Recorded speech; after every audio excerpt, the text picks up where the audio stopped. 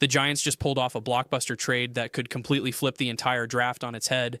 And before you click away, you need to hear exactly how this affects Dallas, because what New York just did might be the best thing that happens to us this offseason, or it could be an absolute disaster that costs us the guy we desperately need. And if you're not subscribed yet, do that right now, because we're breaking down every single Cowboys move the second it drops. And with the draft less than a week away, you cannot afford to miss a single update. So smash that subscribe button and let's get into this, because the Dexter Lawrence trade is shaking up everything we thought we knew about April 24th. The Giants sent their All-Pro defensive tackle Dexter Lawrence to Cincinnati in exchange for the 10th overall pick, straight up.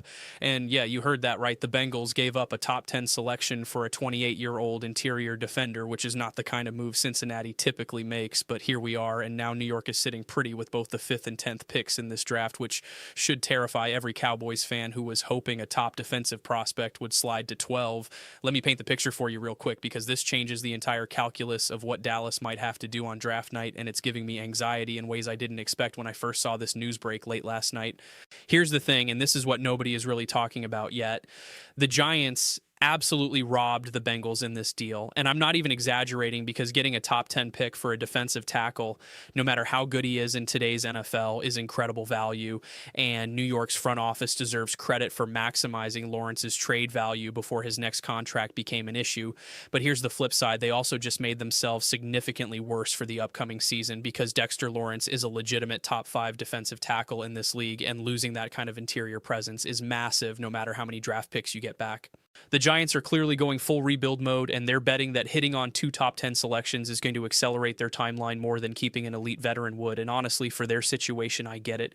But what does this mean for us as Cowboys fans who are desperately hoping one of the big 6 defensive prospects falls into our lap at 12? Initially, when I saw this trade, my heart sank, because my first thought was, oh great, the Giants are about to walk away with both Sononny Styles and Caleb Downs, and we're going to be stuck on the outside looking in, watching 2 division rivals load up on generational defensive talent while we're sitting there at 12 with our hands tied, and that scenario still might happen. But the crazy part is, the more I dug into this and the more I heard from people around the league, the more I started to think maybe this actually helps us. Let me explain the logic here, because it's not immediately obvious, but stick with me, because this could be the silver lining we didn't see coming, and it all comes down to what the Giants decide to do with that 10th pick. Most people, including myself, initially assumed New York would take a safety or linebacker at 5, whether that's Styles or Downs, whoever is still available, and then they'd double dip on defense at 10 and grab the other one, or maybe go after a guy like Monsieur Delane, the freaky athletic edge rusher out of LSU, who most mocks have going somewhere in that 8 to 11 range. But here's where it gets interesting, and here's what nobody is talking about. Right after the trade went down, league insiders immediately started connecting the Giants to Jordan Tyson, the wide receiver out of Texas Tech, who had that insane private workout where 18 teams showed up, and New York sent their general manager Joe Schoen to watch him personally. Now, if the Giants are seriously considering taking Tyson at 10, or any offensive player for that matter, whether it's a receiver or an offensive lineman like Winger Ewan from Penn State, then that means one more defensive prospect is sliding down the board, and that's where Dallas could really benefit. Because think about it, every time a team ahead of us goes offense, that pushes a defensive player closer to 12, and the Giants taking an offensive player at 10, especially after they already grabbed their defensive centerpiece at 5, would be huge for our chances of landing someone special. Let's talk about the realistic scenarios here, because we're less than a week out and things are starting to crystallize, even though there's still a ton of smoke screens and flat out lies being thrown around by front offices trying to protect their draft boards, which happens every single year at this time. If the Giants go defense at both 5 and 10, we're probably in trouble unless we trade up, because that likely means Styles and Downs are both off the board. And depending on what happens with the teams in between, Delane might be gone too, and maybe even Ruben Bain, the Alabama edge rusher, who some people think is the best pure pass rusher in this entire class. But if New York goes offense at 10, then suddenly we're looking at a completely different board.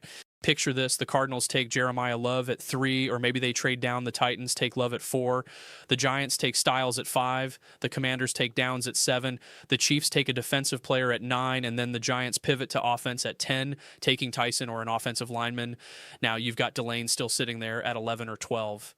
And maybe Bain is there too, and suddenly Dallas is in position to get an impact defensive player without having to mortgage future assets to trade up, and that's the dream scenario. That's what we need to happen if we want to come out of this draft with a game changer on defense without gutting our draft capital.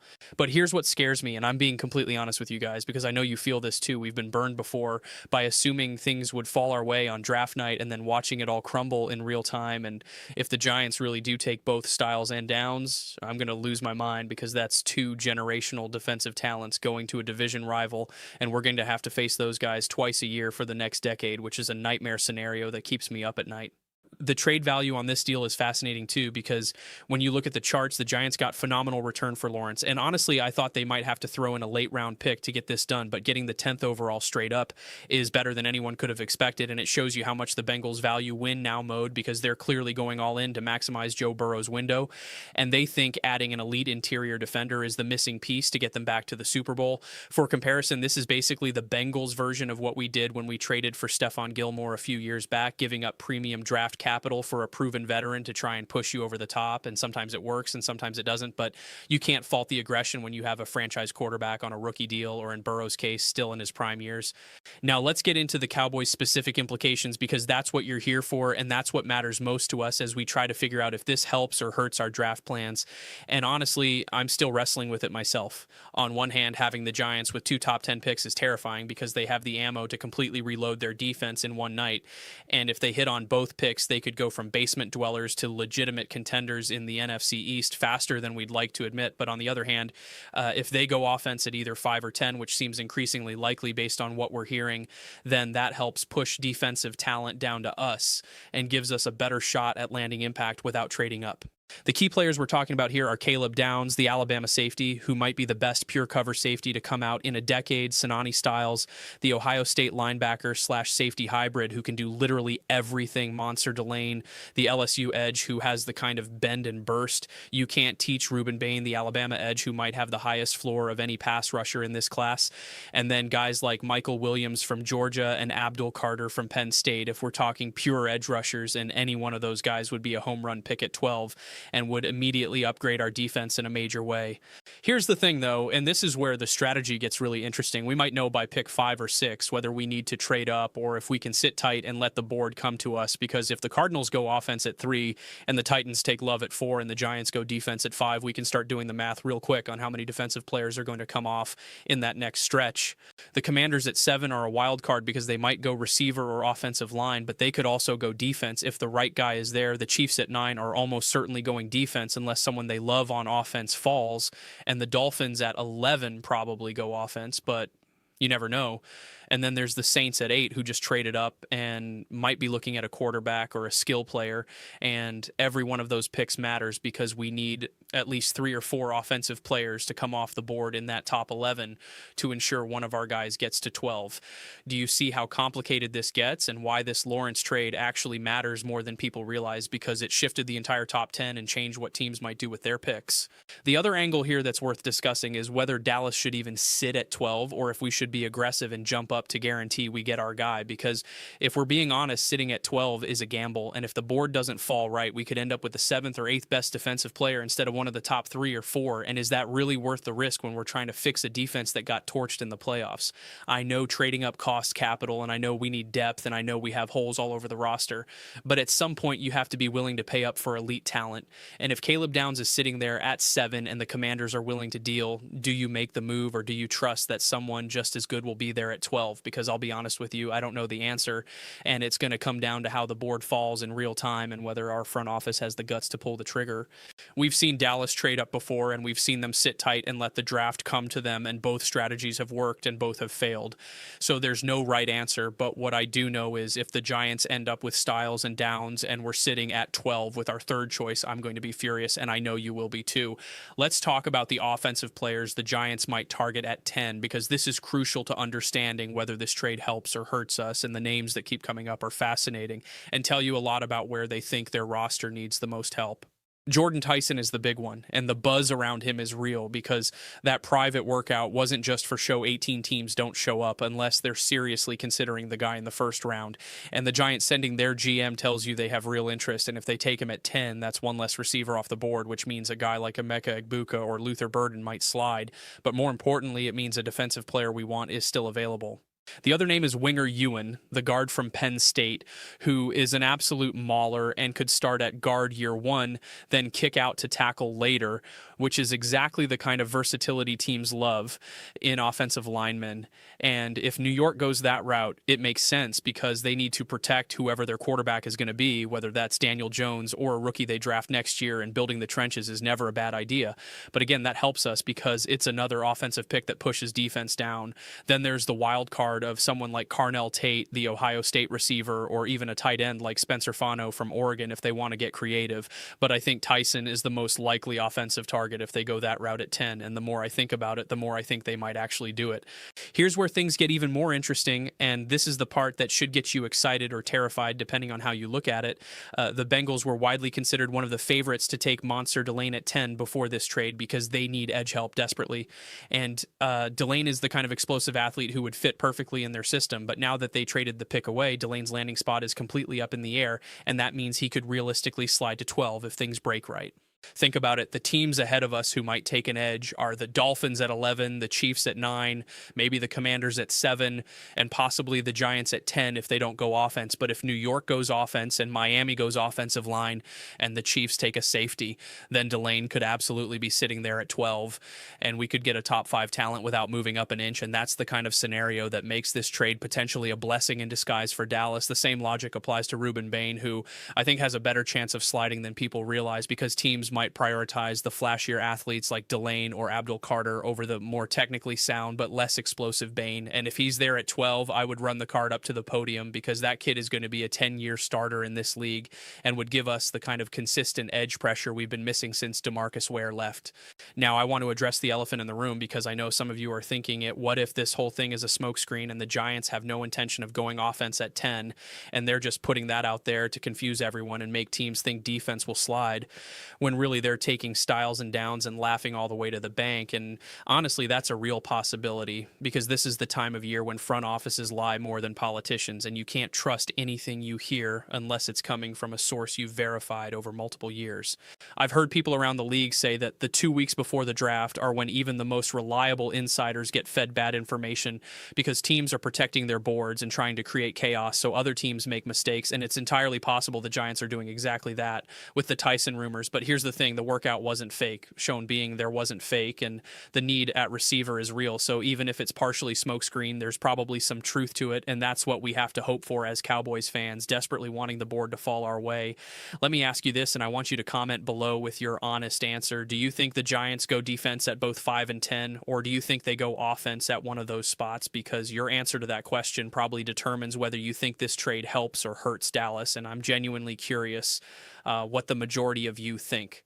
My gut says they go defense at 5, taking whoever is left between Styles and Downs, and then they go offense at 10, taking Tyson or Ewan. But I could be completely wrong, and they could surprise everyone by going offensive line at 5 if they love a guy like Kelvin Banks or Francis Maganoa, who would be a steal at 5 if he's there, and then taking defense at 10. And if that happens, the whole draft order gets flipped again, and we're back to square one trying to figure out if we can get one of our guys. The unpredictability is what makes this both exciting and maddening because we're so close to the draft, but we still have no idea how it's actually going to play out, and that's by design. Because if we knew teams would adjust and the whole thing would be boring, but man, it makes it stressful when you're trying to project what your team should do. Here's another scenario that's been floating around, and I think it's worth discussing. What if the Cowboys decide they don't want to wait and see, and they trade up to 6 or 7 to jump ahead of the Commanders and guarantee they get Caleb Downs or Sononny Styles before either of them are off the board? And would you be okay with that if it cost us pick 12 and pick 20 and maybe a future second, because that's probably what it would take to move from 12 to 6 or 7, and that's a hefty price. But if you get a franchise-altering talent, is it worth it? I've gone back and forth on this 100 times because on one hand, I love the idea of guaranteeing we get one of the top guys and not leaving it to chance. But on the other hand, we have so many holes on this roster that giving up multiple picks for one player, even a great one, feels risky and could leave us thin in other areas. And I don't know if this front office has the stomach for that kind of aggressive move, especially after they've been pretty conservative in recent drafts. The Browns apparently want more than just 12 and 20 to move back from 6. So that tells you the price is going to be steep, and we'd probably have to throw in a future pick to make it work. And is that something Dallas is willing to do, or are they going to trust their board and believe they'll get value at 12 regardless of who is there? And honestly, I don't know, but we're going to find out in less than a week, and my nerves are absolutely shot just thinking about it. One more thing I want to hit on before we wrap this up, and it's about the locker room and what this means for the culture and mentality of this Cowboys team going into next season. Because regardless of who we draft, the fact that we're focused on defense tells you everything you need to know about where the priorities are after what happened in the playoffs. We got absolutely shredded by Green Bay, and the front office knows it, and the coaching staff knows it, and the players know it. And if we come out of this draft without addressing the defense in a major way, there's going to be serious questions about whether this organization is actually committed to winning, or if they're just spinning their wheels hoping things magically get better. And I don't think the fan base has the patience for that anymore. We need a game changer on defense, whether it's a safety who can cover and tackle like Downs or Styles, or an edge rusher who can get to the quarterback like Delane or Bain, or a versatile linebacker who can do it all like Styles if they play him there, and whoever it is needs to come in and make an immediate impact year one, because we don't have time to wait for a project to develop. We need guys who can play now and help us compete for a championship, and that's the standard we should be holding this draft to. If you've made it this far, I appreciate you sticking with me, because I know this is a lot to digest, but this is the kind of stuff we need to be talking about as Cowboys fans with the draft right around the corner. And if you haven't already, hit that subscribe button, because we're going to be all over this draft from now until the picks are in, and you don't want to miss any of the analysis breakdowns or live reactions when Dallas is on the clock.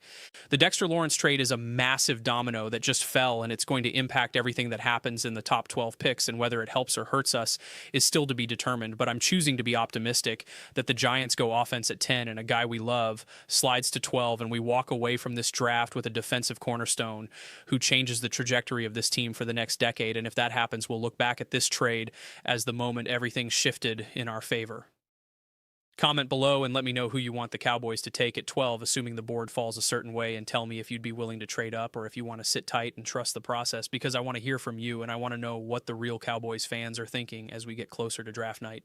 This is the most important draft we've had in years, and we cannot afford to mess it up. So let's hope the front office gets it right, and we finally get the defensive playmaker we've been begging for since we let Byron Jones walk out the door and never replaced him with anyone close to his level. And yeah, I'm still salty about that, but that's a conversation for another day. So make sure you're subscribed, because we've got wall-to-wall Cowboys draft coverage coming your way, and you're not going to want to miss a single second of it. Let's ride.